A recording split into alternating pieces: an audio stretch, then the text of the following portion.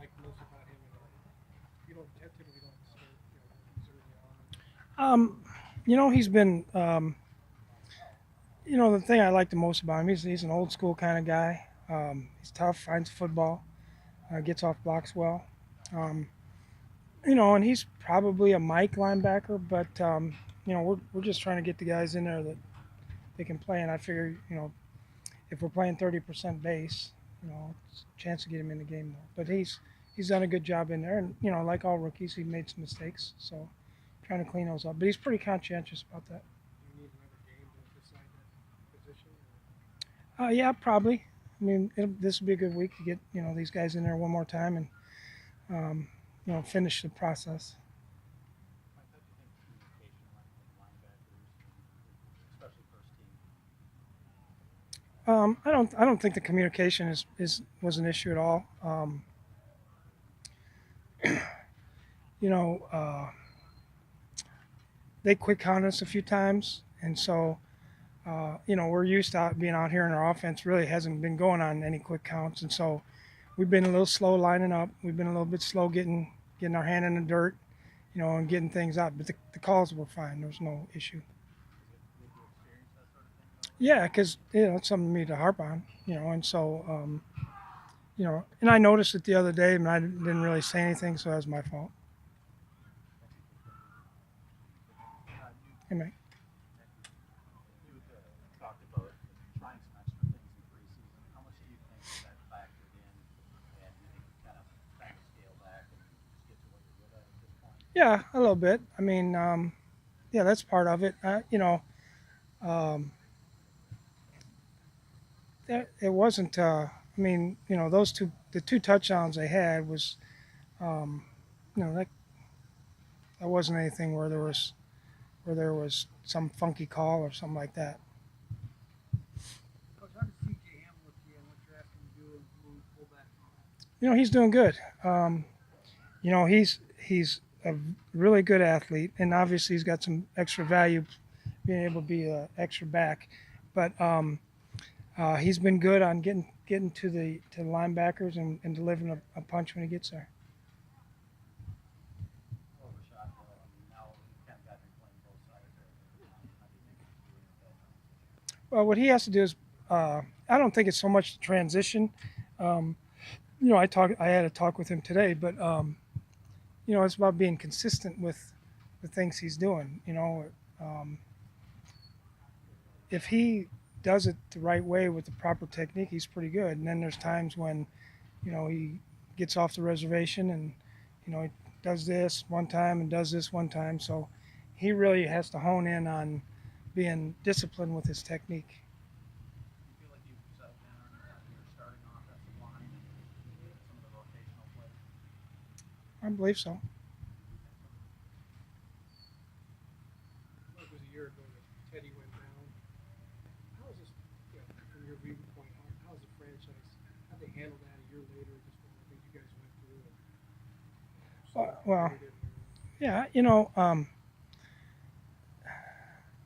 I mean, I think we handled it, well as far as the things that we had to do. Um,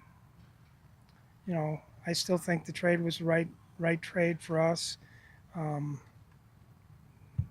uh, you know, obviously it was a freak thing that happened with Teddy, but uh, I don't know. I guess you always handle it the best way you can and try to figure it out. And I think Rick did a good job. When you look around the league and there's kind of a shortage of starting caliber quarterbacks, teams are going young or old or whatever. The situation you guys are in, no matter how it plays out, you feel good about it. Yeah, I feel good about it. Yeah, yeah. What sort of progress have you seen him make, Who? Teddy, over the past few weeks or months? Things that maybe he can do now that he wasn't able to in the spring? Oh, he's progressed a lot. I don't watch him every single day because he's over there while off the side while we're practicing. But the reports I get are all positive. But he's and he knows where he's at and where he's got to get to. So um, I think he's progressing well. I think it's a year today that it happened, maybe. And I know that he is all in, trying to get ready to play. What did you need to see to be able to get him into practice settings? Well, he's got to be able to protect himself on the field and be able to do the movements that are required by his position. He's not there yet. No, when he's there, he'll practice. Like, what's the next step in Daniel Hunter's kind of progress and development here? Um, you know, Donnell has a terrific athletic skill set in the fact that he's got long arms, speed, and strength, and he's an extremely hard worker. And he's going to work a lot on his hand placement and his long arm when he uses that, and the different things that he has. Because I talked to him today actually about, there's times when he wants to raise up and start to peek, to see what the play is going to be, instead of coming off low, defeating his man, and then once he gets control of it, and then figuring out what's going on from there. So, to me, that's the next step in the development. What does the guy do that? Is that just excitement? Well, it happens a lot with tall guys. Some of the taller guys I've had, it's kind of been like that, and so you just have to keep harping out. There's, it's not as much as it was like early in his career, but there's still times, maybe it's 25% of the time, and mostly on rundowns, typically. Can that affect a guy that much? I mean, if you do just stand up and peek at Well, yeah, because you don't use your butt and your legs, the strong muscles that you have that you can lock out and really power lift the guy.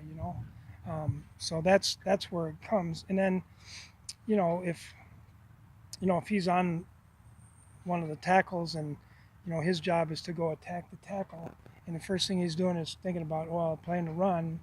It's a little bit different with the tight ends, but on the open side, if he'll come off and he'll be quicker to transfer on play action passes and things like that, which I think is where he needs to be. Another tall defender is Kerr's different position, but he made a big play, athletic play the other night. How is he coming and how's that for him? It's still a work in progress, really. He still has to, because he had some bad plays in there too, and he had some good plays.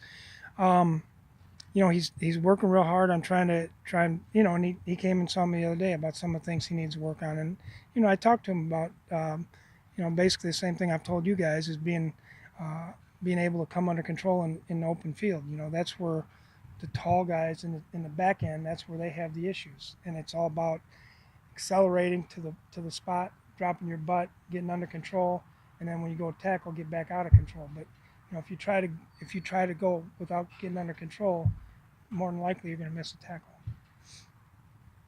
Mike, have you guys already started game planning at all in New Orleans? No. When do you typically start? Do you shoot like a typical? Well, we'll probably not. We'll wait till after the cuts. Good. You anticipate playing any of your starters? How I've made up my mind, but I haven't told the team yet or anything like that. So I haven't told the coaches yet either. So after the other night, I feel like they should play. So we'll see.